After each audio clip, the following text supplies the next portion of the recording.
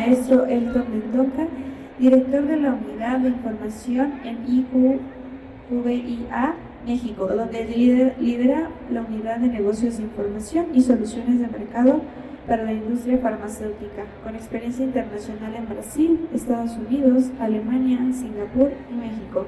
Combina una visión global con entendimiento del mercado latinoamericano que nos traerá el tema retos y oportunidades en el mercado farmacéutico mexicano. Recibámoslo con un aplauso.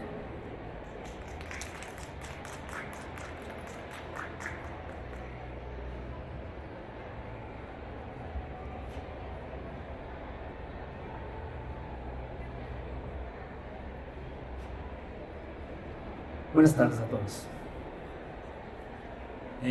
Yo generalmente suelo un reto con mi nombre, es Elton Mendoza, pero no les cuento porque hay una C que aquí ustedes no tienen. Entonces, y el nombre de la compañía es IQVIA, que sí también es un poco complejo. Y nosotros, bueno, hoy mi objetivo va a ser hablar del mercado farmacéutico en general. Entonces yo voy a hablar tanto de la parte más de hospitales, como también de la parte de retail, la parte de farmacias. Bueno, yo vengo de la industria farmacéutica, vengo y ya pasé por departamentos de marketing de la industria farmacéutica y hoy estoy en IQVIA. Y yo creo que es importante que ustedes comprendan un poco qué es IQVIA, porque ustedes van a ver muchos números. Y estos números, ustedes tienen que comprender de dónde vienen los números, ¿sí? Porque, para que quede claro, porque van a ver un montón de gráficas, ¿no? Entonces, este es nuestro mundo, como que mirar la data, principalmente de ventas, que va a ayudar al sector de salud en general.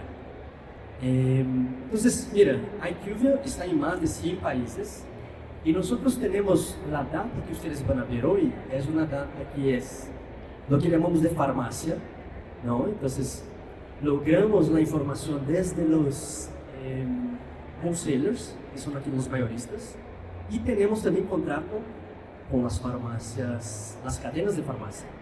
Entonces, lo que nos da la información a la cadena de farmacia se llama sell-out, ¿no? Es lo que realmente el desplazamiento del medicamento. Y las farmacias chiquitas que no tenemos contrato, logramos la información con los mayoristas. Entonces, tenemos una cobertura de la información de ventas del país de 95%, es una cobertura bastante alta. Entonces, eso es todo lo que es la información de farmacia. Hay también lo que llamamos de la parte institucional, que son hospitales privados, ¿no? Estos hospitales, nosotros tenemos la información, sea de mayoristas, que hacen ventas en las farmacias, o sea, la propia industria farmacéutica, que también nos da esta información. Y ahí tenemos una cobertura de un 82%. La información de gobierno es una información que el propio gobierno nos comparte, es una información pública. Y ahí nosotros como que componemos todo eso, tenemos información de prescripción de médicos también, y todo eso es lo que ustedes van a ver. No voy a entrar en detalle porque realmente aquí tiene un montón de nombres, pero por lo menos para que ustedes sepan dónde viene la data, ¿no? Entonces, muy bien, yo voy a empezar por el mercado latinoamericano. Entonces, LATAM hoy está llegando por ahí alrededor de los 93 mil millones de dólares. Brasil es el número 1 en términos de ventas y representa por ahí un 42%, y México viene aquí en número 2 con 17% del mercado. Nosotros venimos ahí si sacamos la información de COVID, porque sí, como que cambia mucho los crecimientos, y Argentina también, porque tiene una inflación demasiado grande. Venimos ahí con un crecimiento de un 11%, entonces un crecimiento sano en términos de globalmente. Y ahora, si hablamos de medicamentos de prescripción y los medicamentos sin prescripción, aquí nosotros vemos en el azul oscuro son los crecimientos en valores, o sea, qué tanto realmente están pagando las personas y qué tanto es el mercado farmacéutico. Y el azul claro es en volumen, o sea, son las cajas, ¿no? Entonces, lo que vemos aquí es que los medicamentos de prescripción impulsan más el mercado farmacéutico en Latam, ¿no? Por ahí alrededor de los 12% de crecimiento, aunque los crecimientos en volumen son más bajos, ¿sí? Entonces, eso es decir que nosotros estamos creciendo más en valores que necesariamente más cajas, más... y si miramos la parte de OTC, que son los medicamentos que no necesitan de prescripción, los crecimientos son un poquito más bajos. Y nosotros también, cuando hablamos de canales, retail es decir farmacias, no retail es decir hospitales, instituciones, todo lo que está fuera de la farmacia. Entonces, farmacias, nosotros estamos en un crecimiento en Latam de un 8% más o menos. No retail, que son los hospitales, nosotros vamos ahí con 2 dígitos, ¿no? Un crecimiento por ahí de un 20%. Y realmente aquí es donde están los medicamentos que son más caros, ¿no? Son los medicamentos de alta especialidad. Y eso impulsa bastante en términos de valores.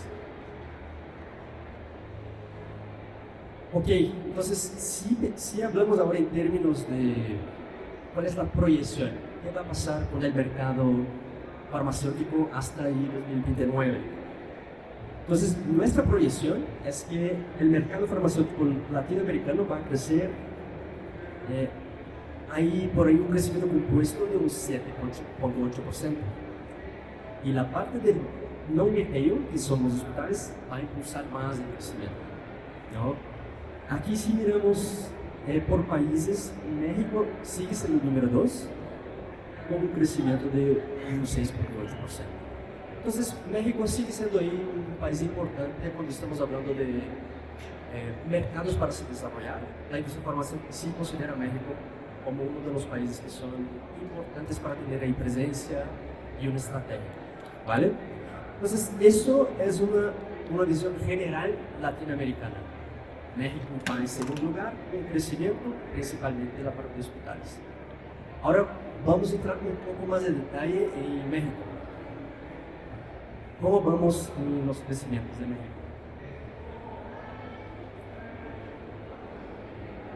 Bueno, aquí es lo que llamamos de mercado total.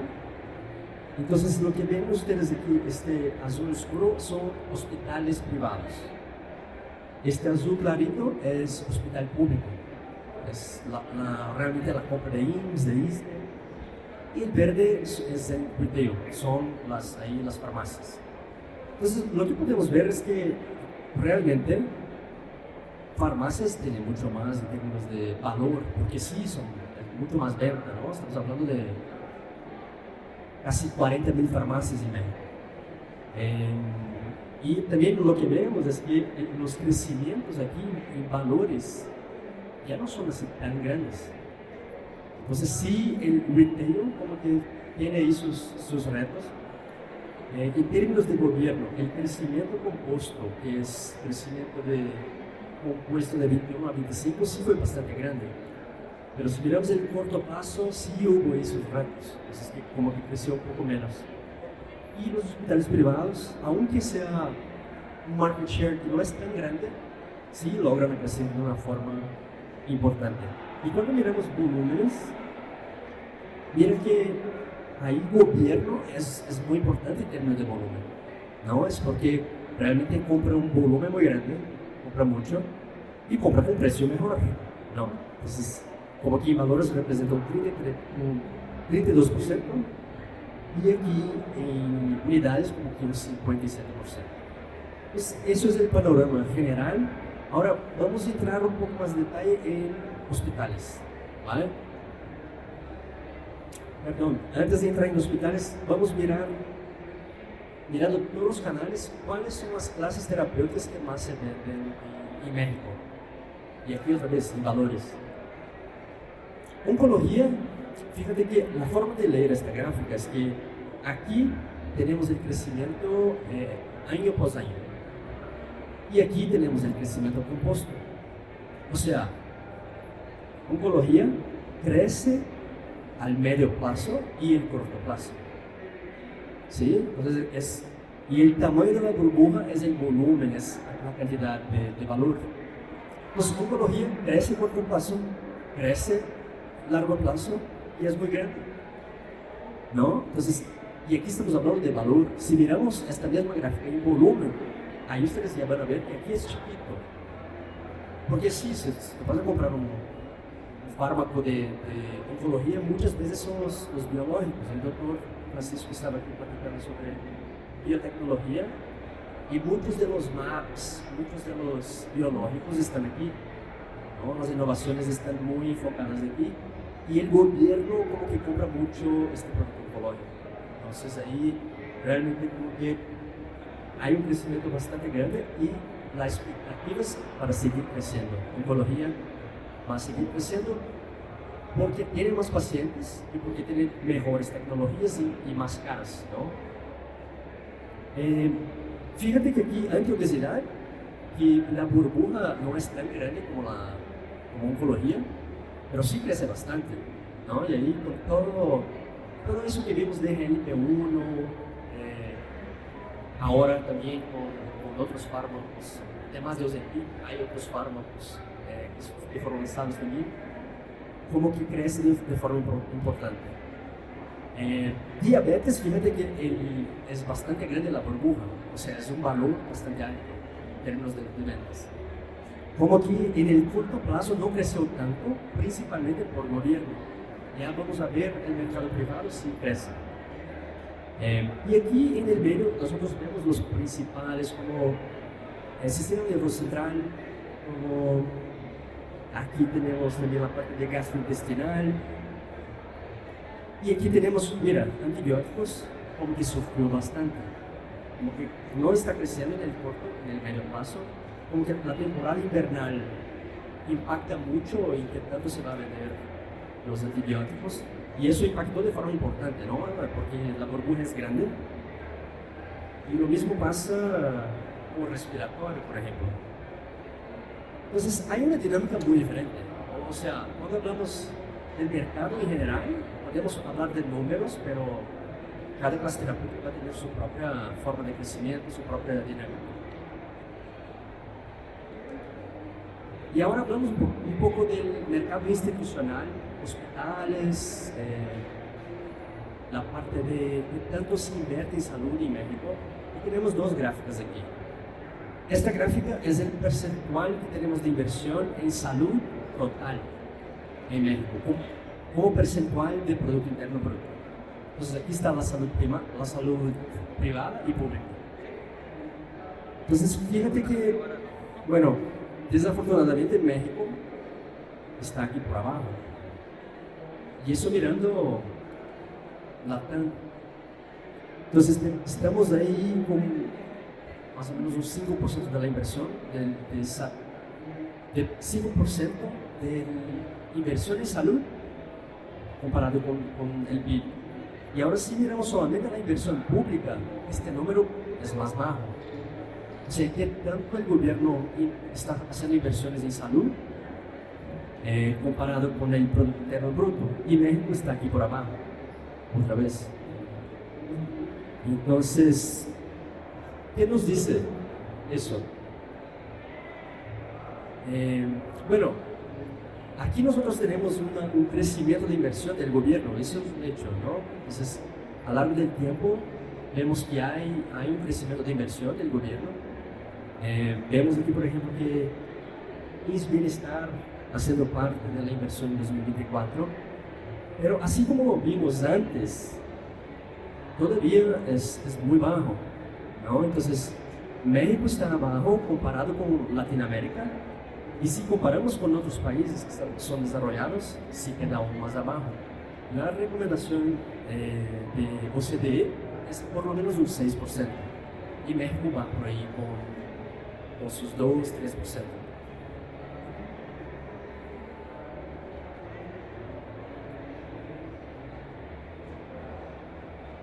Esta información aquí de abajo nos dice lo siguiente, es como el azul claro es la inversión de gobierno, El azul oscuro es el privado, aquí como las aseguradoras y mercado privado por pagador.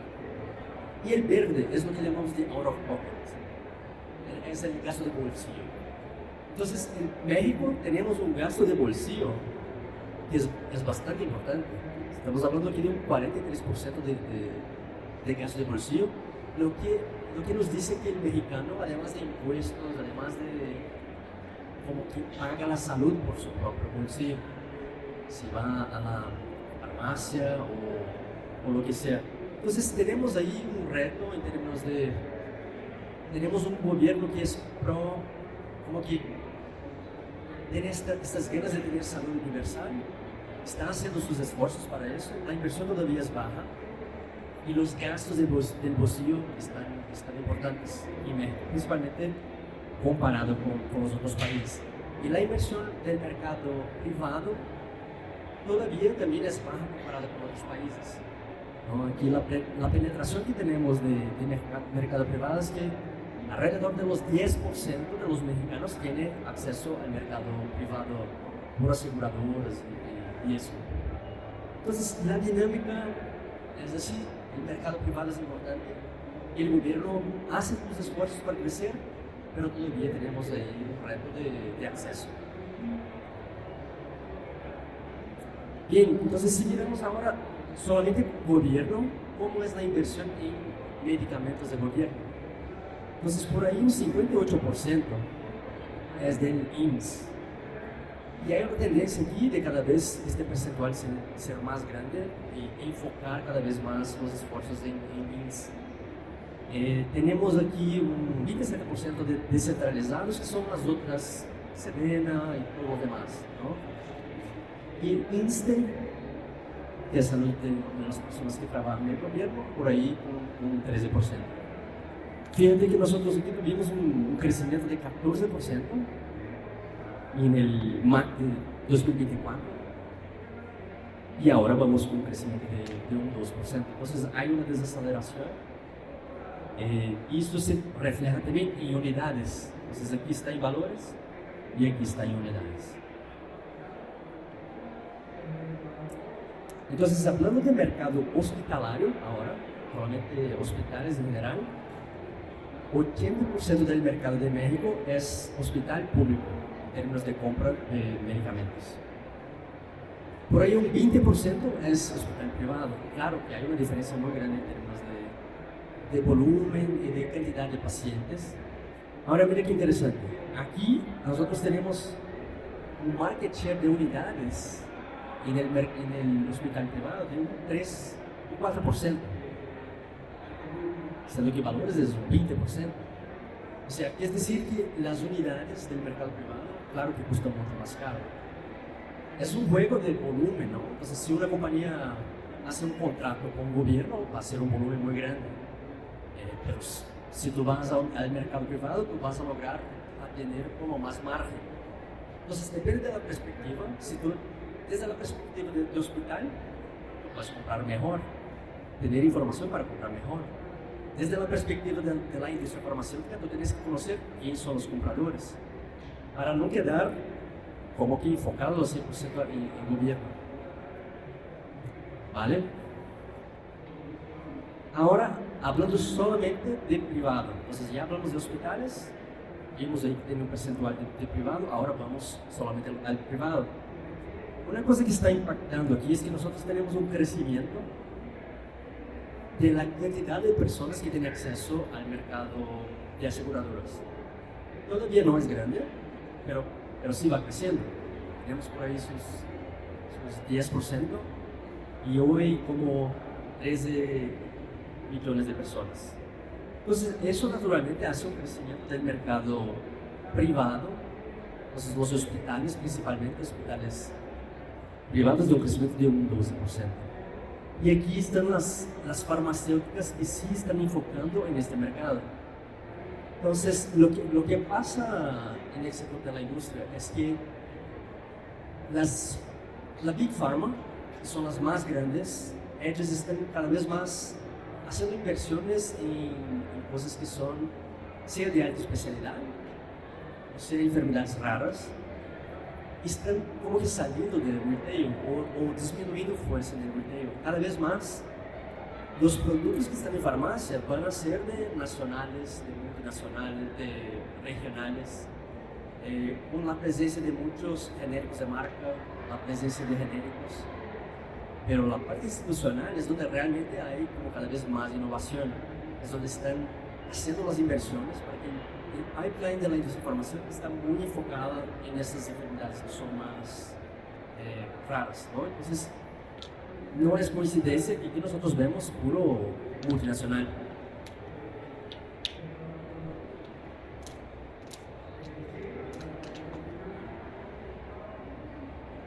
Y aquí es un análisis que tenemos.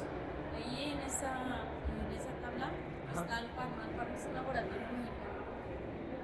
¿A qué atribuyes tú que haya perdido posición de 2024 a 2025? Perdón, estoy regresando aquí.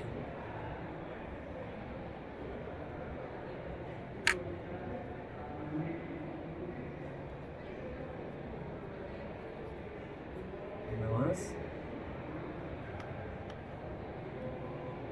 Ah, no estoy. Ya le cambias.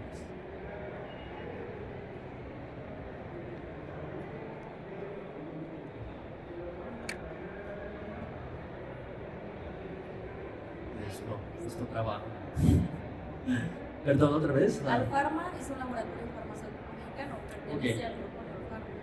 Ok, aquí. Bien, entonces, como que están enfocados en hospitales y perdieron la posición, tú dices, ¿verdad? Ok. Entonces, mira, aquí lo que podemos ver, te voy a decir que a veces ellos están haciendo un buen trabajo, pero te puedo decir que, por ejemplo, Novo Nordisk como que creció mucho. Entonces, aunque ellos como que van haciendo un buen trabajo, si los otros van ganando posiciones, alguien tiene que perder para otro ganar, ¿no? Entonces, Novo Nordisk es algo que pasó con Ozempic, con todo, como que realmente vendieron mucho, no solamente en retail, pero también para hospitales. Roche, Merck, como que tienen muchos productos que todavía tienen patentes, como que también logran tener bastante resultado. Entonces es un logro, realmente estar aquí es un logro, ¿no? Es como, honestamente no conozco el portafolio de ellos con detalle, pero solo de estar ahí adentro de este ranking es bastante interesante. ¿Tú los conoces? Sí. ¿Sí? ¿Tú eres de ahí, no? Yo trabajé muchos años para Alfarma en oncología, pues. Quizás en el trabajo que yo ahí un poquito, ¿no? Muy bien.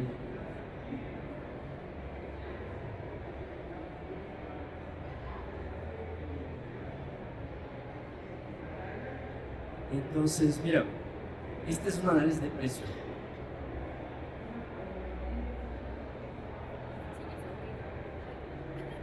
Eso es lo que les estaba platicando. Abajo vemos el tiempo. Aquí vemos el ticket promedio, ¿no? Entonces, la cantidad que se pagó por la cantidad de unidades que compró. Si nosotros miramos aquí en alta especialidad, que son los productos más caros, el promedio que se paga en el mercado privado está por ahí alrededor de los 1,000 pesos promedio. Sí, claro que van a tener cosas aquí de 100,000 pesos, van a tener aquí cosas que son más, pero hay un promedio. Entonces, elegimos los mismos productos para mirar IMSS, ISSSTE y descentralizados, solo para tener ahí una idea de que tanto más o tanto menos paga el gobierno. Entonces, lo que vemos es que para el mismo grupo de productos, el IMSS paga 100 pesos. Entonces, ahí está una diferencia bastante grande, ¿no? O sea, uno que quiere participar de las ventas de gobierno, hay que, las reglas del juego son muy específicas, ¿no? Entonces, hay que tener un equipo ahí para ganar las licitaciones y los que sí ganan van a hacer mucho volumen, pero bajo precio. Hay una otra estrategia que es, aunque sea más difícil, sí, es como tener una estrategia privada, porque son muchos hospitales y no es un contrato único, o sea, no es una venta centralizada, pero sí se logra 10 veces más. O sea, la margen de uno sí mejora de una forma considerable, ¿no? Entonces, el mercado, hay que entender estas diferencias. Entonces, cuando tú vas al mercado institucional, hay que comprender cuál es la dinámica del mercado público y privado y los volúmenes y los crecimientos.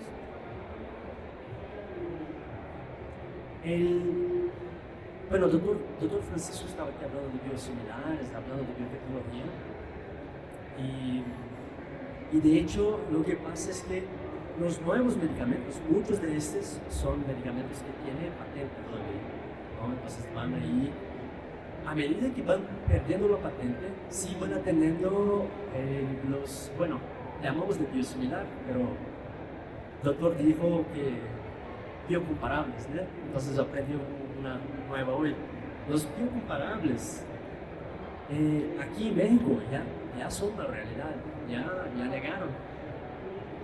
Entonces lo que pasa, claro que hay una expectativa de que hasta 2027 vamos a tener en México 25 biocomparables.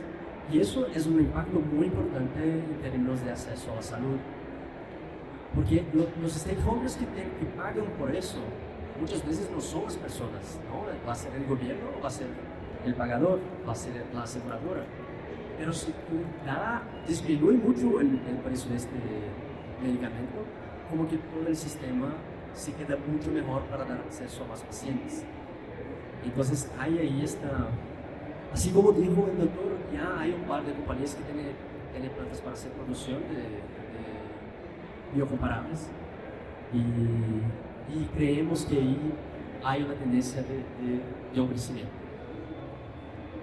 Aquí tenemos un par de ejemplos de productos, ¿no? Para los que son de la industria o conocen, van a identificar aquí que tenemos mucho de oncología. Por ejemplo, aquí cruda, tenemos diabetes y ahí, fíjate que cuando vamos para el público, ahí ya cambia un poco el perfil. Nosotros tenemos por aquí, por ejemplo, diabetes, que no es así tan caro, pero es un volumen muy grande, es de AstraZeneca, ¿no? Como por ahí un trayente que también es para diabetes, que es de Boehringer. Entonces, sí, como que hay un mix de compras que es diferente.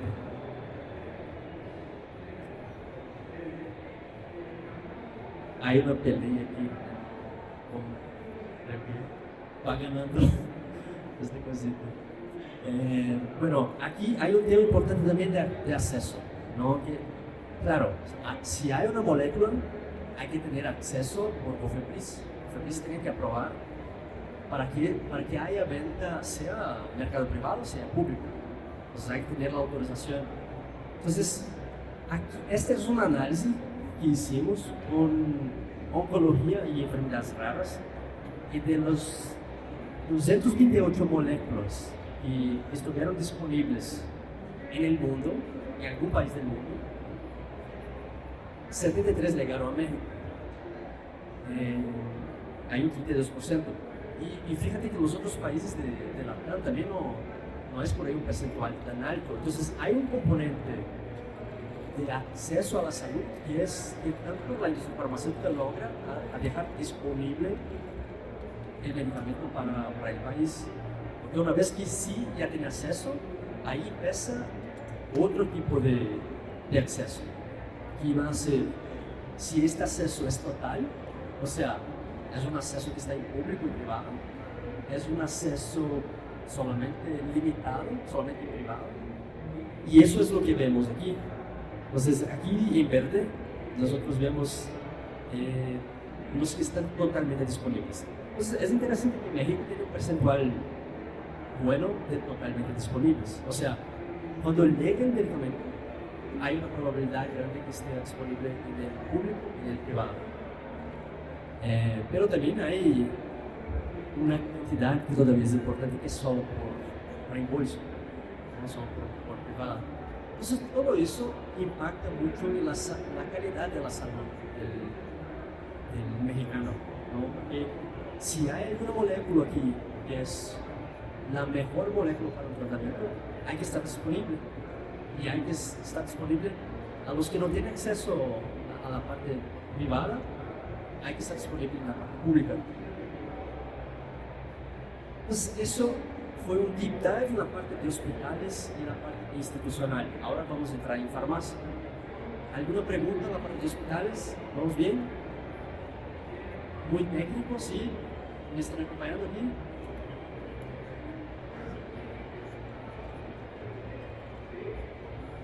Muy bien, vamos a lo que llamamos de retail. Pues retail es lo que es venta de farmacia. Ahí cuando tú entras en farmacia del ahorro, São Pablo, todo eso que ustedes compran está aquí. Nosotros tenemos una cobertura de un 95% de la venta del país. ¿Y cómo es la venta en el país? Nosotros tenemos lo que llamamos de marca. Es cualquier medicamento que es fue el primero, ¿no? O sea, porque por investigación clínica llegaron a este primero y tuvo o tiene patente. No aquí perdió la patente, pero todavía sigue en el mercado. El genérico de marca es algo muy fuerte en México y no es el primero, ya se pasó la patente. Y tiene una marca, no es un genérico, tiene una marca, sea una marca propia de una compañía, pero aquí ya perdieron la patente. Y los que están aquí son principalmente las compañías nacionales, regionales, son las que no hacen inversión en desarrollo de moléculas nuevas. Y aquí arriba el genérico. Entonces, aquí nosotros tenemos los crecimientos en términos de valores y aquí nosotros tenemos los crecimientos en términos de unidades. Aquí cajitas, aquí cuánto se pagó, y esto es precio para el paciente, precio final. Entonces, mire qué interesante, el genérico de marca va ganando market share. Cada vez más las compañías nacionales y regionales logran poner sus productos en el mercado farmacéutico, ¿no? Si nosotros hacemos una comparación de volumen, los genéricos tienen por ahí su 25% de volumen de market share. Cuando miramos en valor, un 8%. Entonces, claro, porque es mucho más barato, entonces tiene mucho volumen.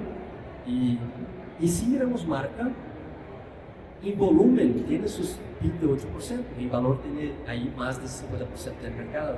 Entonces hay esta dinámica en términos de qué se logra en términos de precio. Y los genéricos de marca, como que tiene ahí una cosa interesante, que mantienen su equilibrio en unidades de volumen, market share de unidades de volumen. Y fíjate que hay un problema aquí en México, que en términos de volumen de cajitas, sí estamos disminuyendo. O sea, crecemos en valores, pero estamos disminuyendo en términos de unidades totales. Y vamos a mirar por qué está pasando eso en retail. Esta gráfica se llama elementos de crecimiento, ¿no? Entonces, ¿cuáles son los elementos que hacen el mercado mexicano crecer? Entonces, mira, aquí son unidades excluyendo GLP-1. GLP-1, para los que no conocen, es Ozempic y todas esas cosas para como disminuir peso, como que bajar peso, adelgazar. Entonces, unidades, hay una barra. Si miramos los lanzamientos excluyendo GLP-1s, o sea, lanzar productos ayuda a crecer el mercado. Los lanzamientos de GLP-1 solitos fueron 1%, impactaron en 1.2% del mercado. Y precio, hubo un impacto de casi 4%. Entonces, un crecimiento sano para un país es cuando tú tienes crecimiento de unidades y crecimiento de valores. Lo que está pasando aquí no es eso. O sea, hay un crecimiento más grande de valores que unidades. Y si miramos OTC pasa lo mismo. Aquí las unidades como que bajan y los valores sí ayudan a crecer. Entonces hay esta dinámica. Miramos ahora un poco más de detalle qué exactamente está pasando, por qué está pasando eso.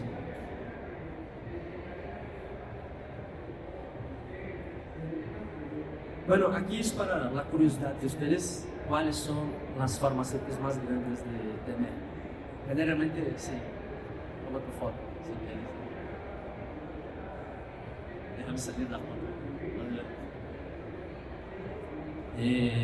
Y aquí, bueno, quizá es realmente la más grande y tiene la forma de leer esta gráfica es que aquí nosotros tenemos el valor total, el crecimiento, o sea, el verde es un crecimiento que es más de 6%, es un crecimiento por arriba del promedio.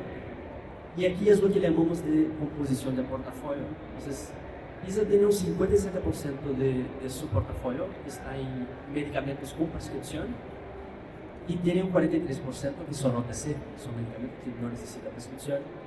Y los dos van bien. O sea, ISA realmente logra tener un crecimiento importante. Si miramos Bayer, por ejemplo, ya no es un crecimiento tan fuerte. Si vamos a Sanfer, que es nacional, ahí ya vemos que no hay crecimiento. Entonces, ahí está un poco de la dinámica del mercado y esta es una otra forma de ver. Sí, aquí ustedes pueden ver el azul claro son las nacionales, son compañías mexicanas. La multinacional azul oscuro y regional son compañías que están en México pero tienen presencia en otros países de Latam.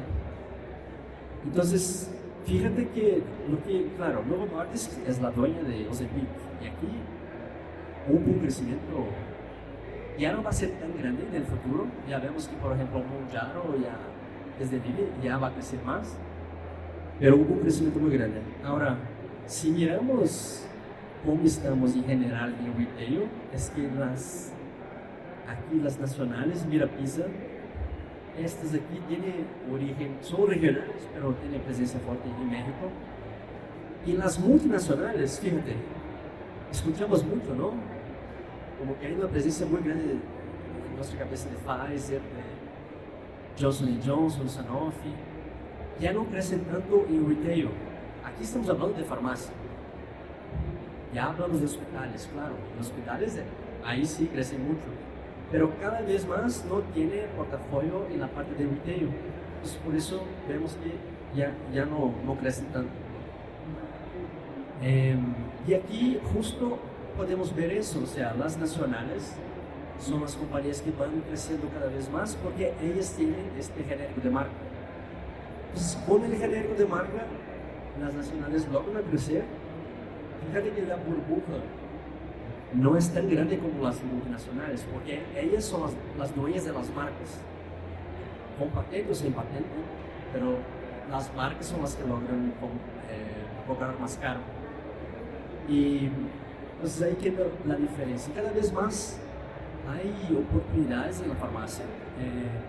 Las compañías nacionales están generando cada vez más portafolio para lograr ahí ocupar un espacio que era de la multinacional. Pues la multinacional sale de la farmacia y va hacia el hospital y da un espacio.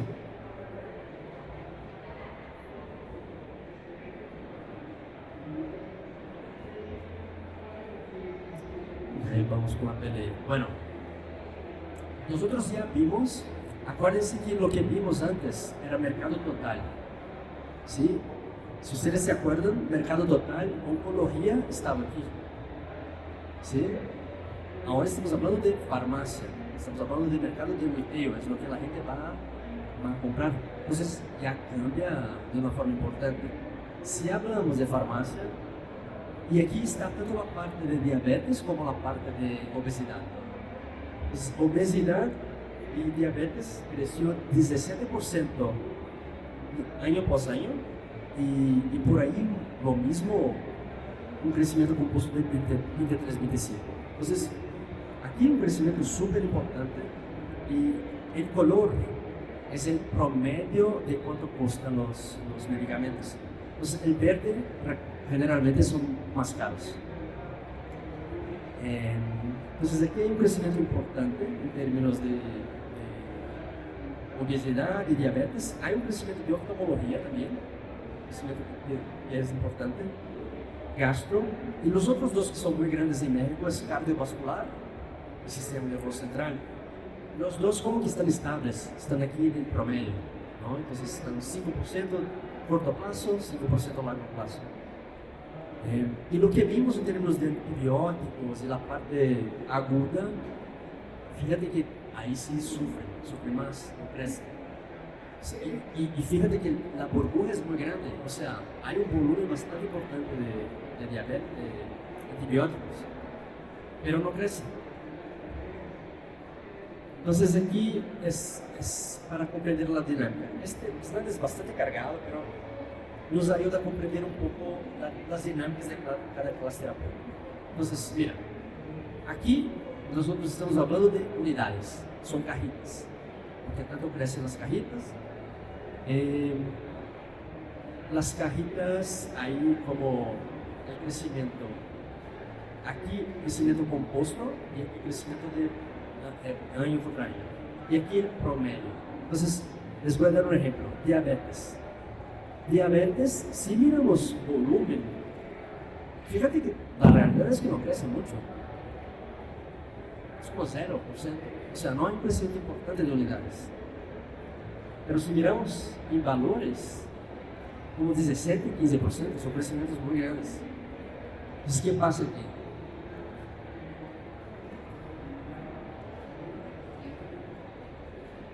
Claro, si tienes lanzamientos de productos que son muy caros, tú puedes tener como una transferencia de tratamiento y va a pagar mucho más caro. Y hay gente que como que va a ocupar para lo que llamamos de off-label, que son para obesidad, que puedes usar para otros objetivos. Entonces aquí como que nos ayuda a comprender que no es que tenemos mucho más ventas en términos de cajitas, pero sí tenemos más valores. Si nosotros vamos aquí, por ejemplo, bueno, cardiovascular, como que se mantiene ahí en términos de unidades. Ahora, si miramos por ejemplo, la parte de, ¿dónde están? Respiratorios. Aquí, vamos a Fíjate que los antibióticos, hay una caída muy grande de unidades, o sea, si la gente compró menos. Y como el promedio es muy bajo, el ticket promedio es bajo, eso va a impactar en el crecimiento de valores. Entonces, por eso hay una bajada tan grande en las gráficas que vimos para antibióticos. Entonces, hay que tener en cuenta porque cuando vemos un problema en términos de unidades, la primera cosa que pensamos es, entonces el mexicano se enferma menos. La verdad es que no.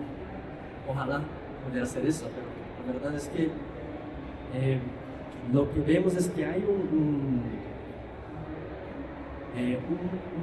algunas clases terapéuticas que están creciendo menos y son más agudas. Entonces, fíjate. Lo que vemos aquí en esta gráfica es, voy a pegar este ejemplo, es el crecimiento de mes contra mes, y estos picos que ven ustedes aquí, el amarillo es de ventas, o sea, es la cantidad de cajeta que se vendió en la farmacia. El verde son de prescripciones, la cantidad de prescripciones que hicieron los médicos. Entonces, para estos productos que son antibióticos, asma y gastro, no son productos crónicos, productos agudos, o sea, si tú necesitas, si estás enfermo, lo vas a usar, pero no usas siempre. Entonces, estos productos que son los agudos, como que las temporadas invernales impactaron la venta de estos productos. Y eso generó una bajada importante en los agudos. Pero lo que pasa con los crónicos, y ahí los crónicos estamos hablando aquí de diabetes, cardiovascular, sistema nervioso central, eso es una gráfica de nuevos pacientes. O sea, además de los pacientes que ya fueron diagnosticados, cada año tiene más diagnósticos. Y esos diagnósticos se mantienen. Entonces, no estamos enfermando menos, al revés, porque seguimos teniendo mucho diagnóstico de diabetes cardiovascular. E incluso la parte del sistema nervioso central, como que hay un aumento de diagnósticos. O sea, hay más gente se enfermando de enfermedades mentales. Y ahí igual vemos aquí cuáles son los productos de prescripción que tienen más ventas en la farmacia y los OTCs. Sí, aquí está el electrolit. El electrolit sí tiene como que un registro de OTC que tiene una función como un suero, ¿no? Pero aquí en México se toma para todo. Y la comida, para deporte, para todo, ¿no? Entonces, sí, como que hay una venta muy grande y eso impacta en el mercado. Ahora, algunas cosas interesantes del retail de México. México tiene por ahí sus 34,000 farmacias. Ahora, si nosotros miramos, esta es una curva de concentración. Lo que dice es que 8,000 farmacias en México hacen 80% de la venta del país. O sea, es muy concentrado. Es más concentrado que otros países en Latam.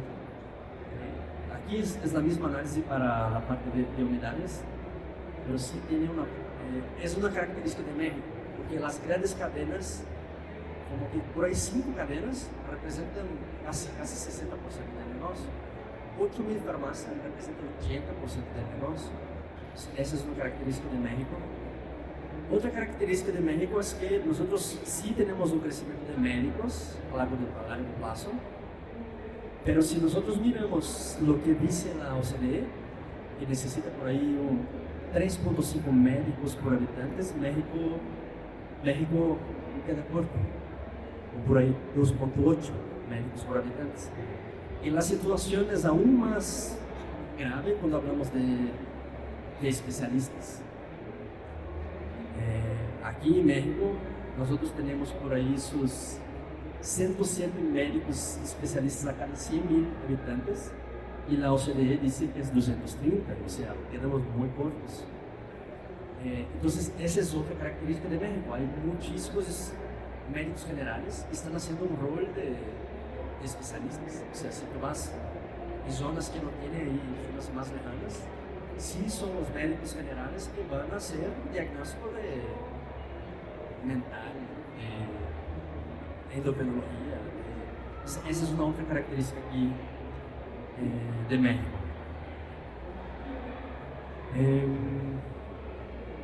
Y bueno, eso es decir, como la industria farmacéutica, claro, tiene el objetivo de hacer una educación médica, ¿no? Que relegar a ser médico para que conozca los medicamentos.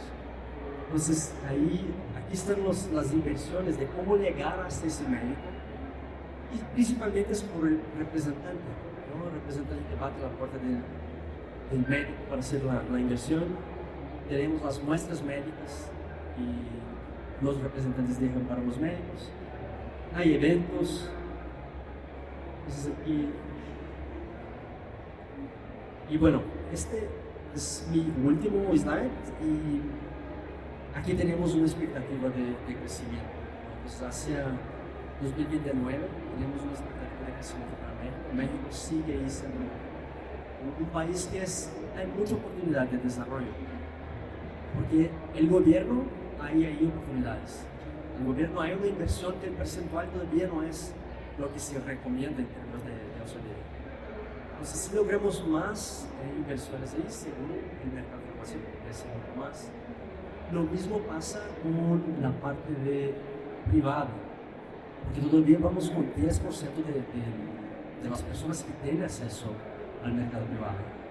Y nosotros tenemos esa característica de gastos de bolsillo ser muy alto en México, ¿no? Y ahí principalmente cosas, sea hospitales, sea medicamentos, también hay un costo importante. Entonces, mi objetivo fue como que dar ahí un big picture para ustedes de cómo va México, y espero que haya visto aquí informaciones interesantes y que les ayude. Muchas gracias.